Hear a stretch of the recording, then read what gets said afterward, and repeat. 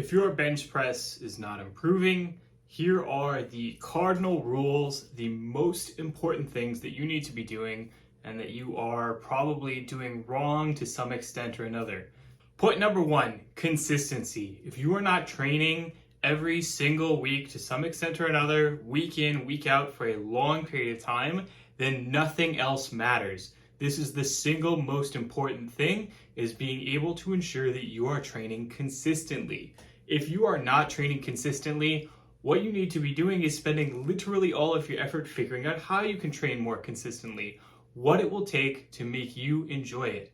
And if you are not able to train consistently, if you are not enjoying it, then chances are that you should just turn off this video, find something else to do, live your life, find something that makes you feel so happy and joyful that you never have to think about bench pressing ever again, because this video is specifically for people who want to improve their bench press.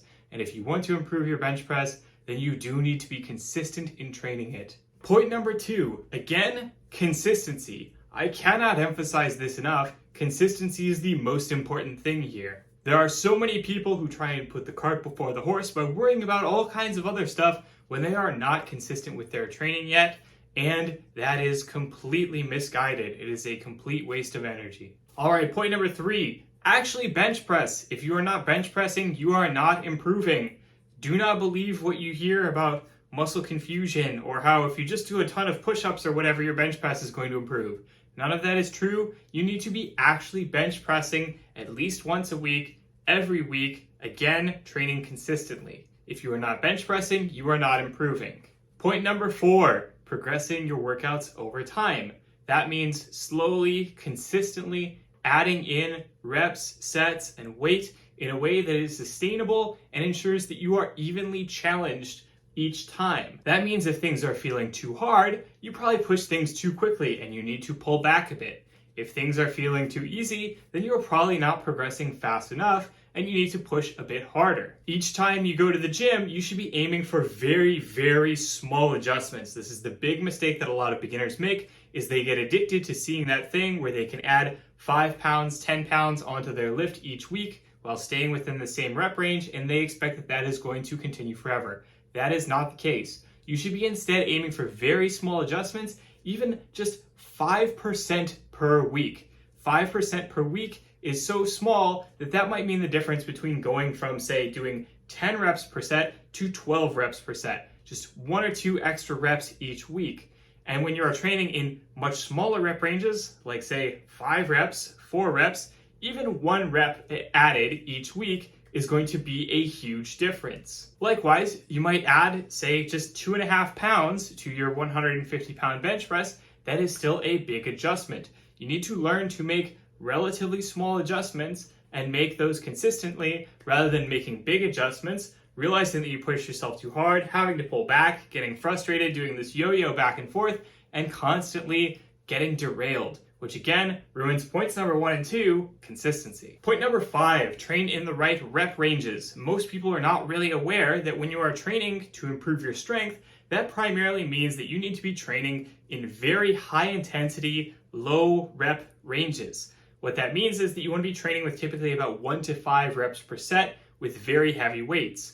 When you get your body accustomed to lifting heavy weights, then it gets better at lifting heavy weights. It adapts to lifting heavy weights. It adapts to that stimulus that is imposed on it. This is typically also going to be greater than about 80% of your single repetition maximum. If you do not know what your single repetition maximum is, then you can figure that out by plugging your numbers into a single repetition maximum calculator and get a rough sense of what that number is. Once you have that number, you can use that to guide, okay, what does an appropriately challenging 5 rep set look like? And you can begin to train within that rep range. You want to aim to train with all of your sets being what we would call challenging sets. What that means is that you are always going to be typically just 1 or 2 reps away from failure by the time you are done with the set. That means that if you were to really push it and really try hard, you would hit local muscular failure and you would not be able to complete that many more reps. If you give it a try and you find out that you are able to actually hit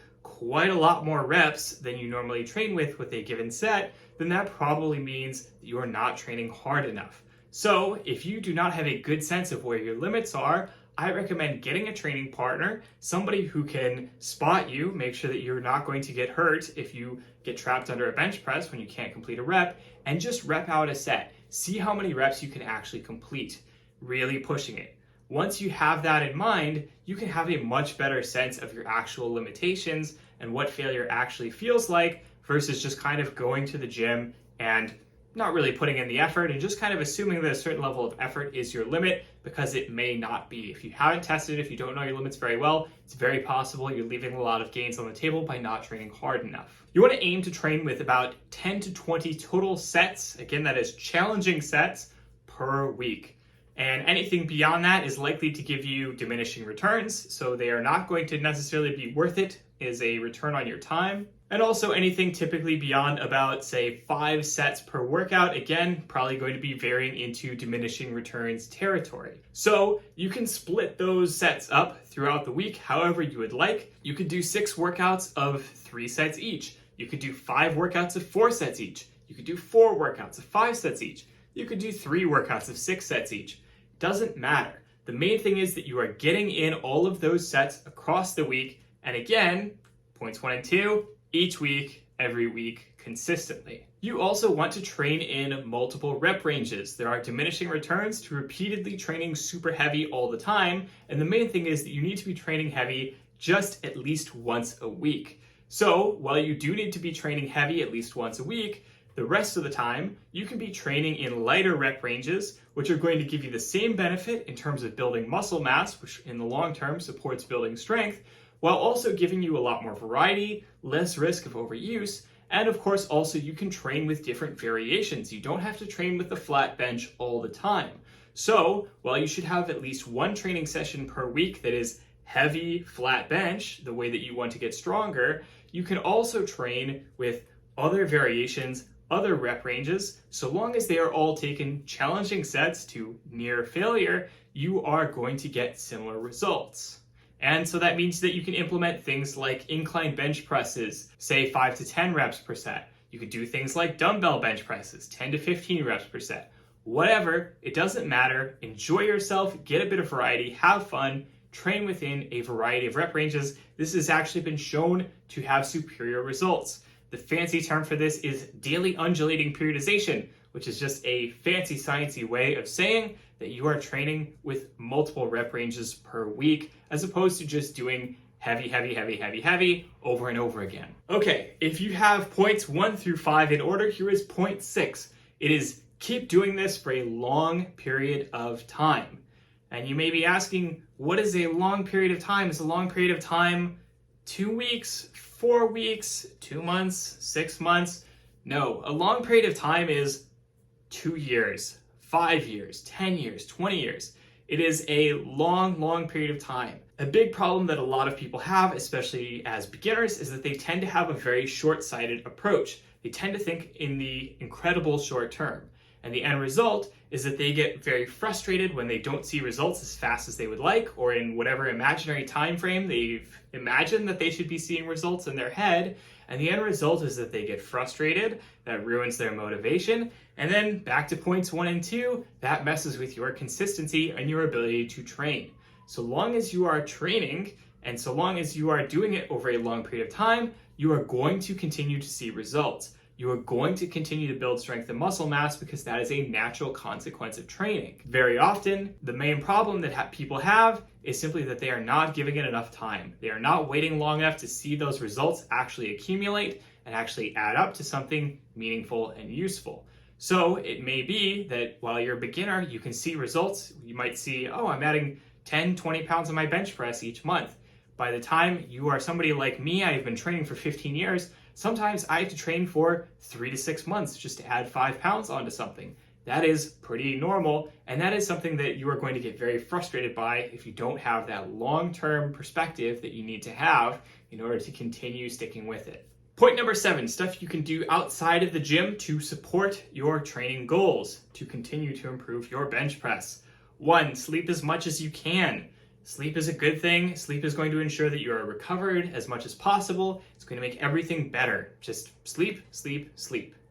2, consume enough protein to build the muscle mass that is going to come as a result of training. and of course to just sustain your activity levels. For most people, that is up to about 0.8 grams per pound of body weight per day, or if you really want to be extra cautious, even though you don't need to be, I don't, you can go up to about 1 gram per pound per day. That is going to be sufficient in basically every case to ensure that you are maximizing the amount of muscle that you are building as a result of your training. Point number 3, de-stress and relax. That's important for literally everything in life. It's important for your bench press going up as well. Those mind gains really matter. Take some creatine. Creatine is going to help you build strength. Just do it. And lastly, and probably most importantly, hope and pray that you received really great genes for having a good bench press.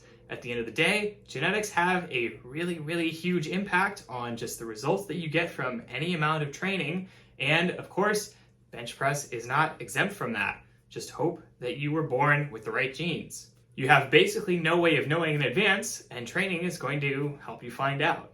That's it. So I hope you liked today's video. As always, if you liked this video, don't hesitate to comment down below, smash the like button, smash the subscribe button. Tell me what you would like to see in future videos. I will talk to you all next week. Have a good one.